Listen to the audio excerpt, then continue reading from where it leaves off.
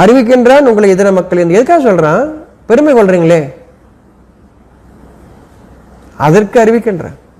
உங்களுக்கு தெரியுமா? உங்களுக்கு தெரியுமா?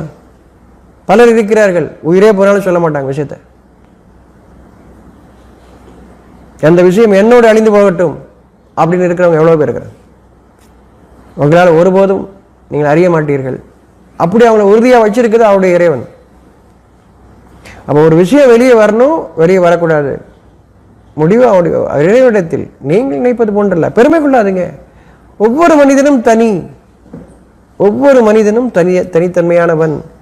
அவனை பற்றி அவரிடம் மட்டும்தான் அவருடைய இறைவன் கேட்பானே தவிர உங்களை பற்றி யாரிடமும் கேட்க மாட்டான், அவர்களை பற்றி உங்களிடம் கேட்க மாட்டான்.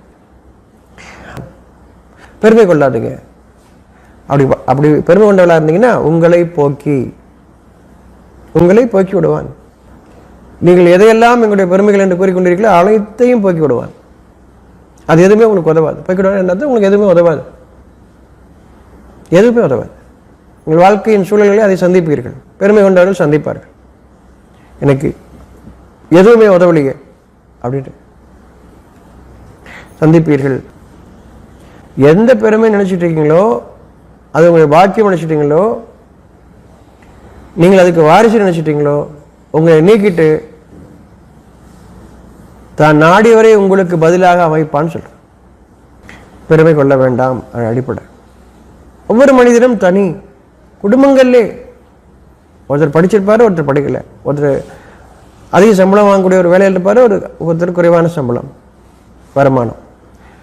அங்கேயும் நீங்க எதை கொண்டு பெருமை கொள்றீங்க? அறிவிக்கின்றான் எல்லாவற்றிற்கும், நம் வாழ்க்கையில் நடக்கக்கூடிய ஒவ்வொரு காரியத்திற்கும் அது பொருந்தக்கூடியதாக இருக்கிறது. அறிவிக்கின்றான். தான் நாடியவரை உங்களுக்கு பதிலாக ஆக்கிவிடுவான்னு சொல்றான், எச்சரிக்கை தர.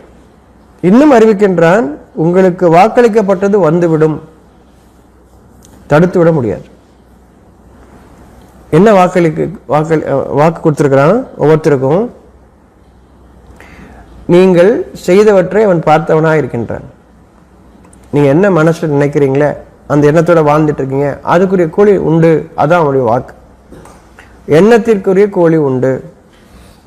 அந்த எண்ணம் நல்லதாக இருக்கிறதா, கூலி உண்டு. அந்த எண்ணம் அநியாயமாக இருக்கிறதா, அதற்குரிய கூலியும் உண்டு. பயந்து கொள்ளுங்கள் சொல்றான்.